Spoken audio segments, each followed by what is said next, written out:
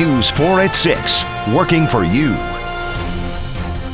It's a wrap. Day one of early voting across the state is done as voters hit the polls. Candidates in one of the state's biggest races are stumping hard in Nashville.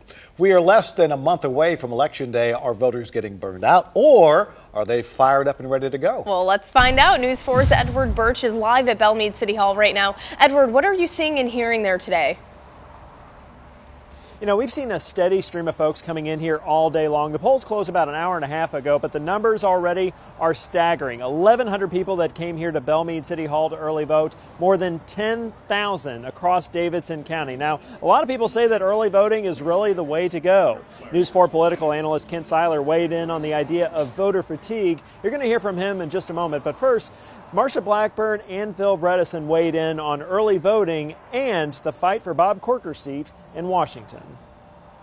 I think a lot of people find it possible to vote because of early voting who might not be able to on the actual day. And I think one of the reasons for this is because of the message that we as Republicans have. Marsha Blackburn and Phil Bredesen both expect big numbers for early voting.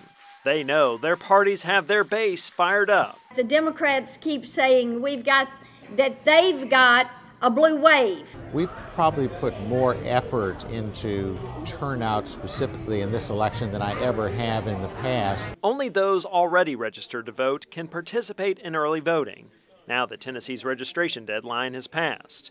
Early voting locations are available at the County Election Commission offices and satellite voting locations. They're open Monday through Saturdays. Voters can now cast their ballots early through November 1st.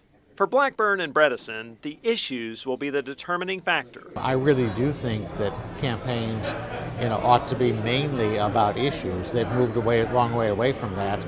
But I've tried between, rural broadband and student loans and the ideas I've had on the national debt. And I call them big ideas in the sense of I'd like our country to get back to doing big things. The people of this state are so solidly with me and in line with where I am.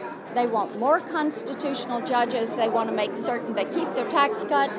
They want to secure that southern border. Now, to find your early voting site, click on this story on the News 4 app. There has been quite a bit of confusion today with the polls closing today at 4:30. They close tomorrow at 7 o'clock, but we've seen several people coming here to the parking lot and being disappointed that they can't early vote. Now, Tennesseans must bring a valid driver's license or photo ID before they do come vote. And, of course, the midterm election coming up Tuesday, November 6th. But you know what? A lot of people I've talked to say they really like early voting. Tom and Desiree? Edward Birch live tonight. Edward, thanks. There might be a bit of voter fatigue right now with so many elections this year. Take a look. In May alone, Davidson County voters hit the polls twice. May 1st, the transit referendum, which was voted down. Then again on May 24th for the special mayoral election. August 2nd were state primaries. Now early voting is underway for the November 6th midterms. So could the fatigue set in now? News 4 political analyst Kent Seiler says it's not the amount of elections held, but the long election cycle that could keep voters home.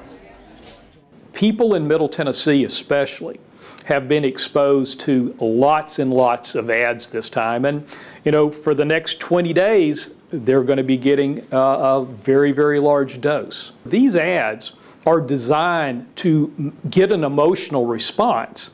So when you're constantly watching something that makes you emotional, it does tire you out. And I think that's what we're seeing with Tennessee voters.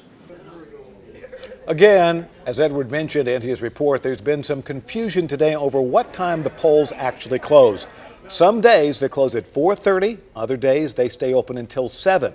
Be sure to check out the full schedule we have on our News 4 app before hitting the polls early.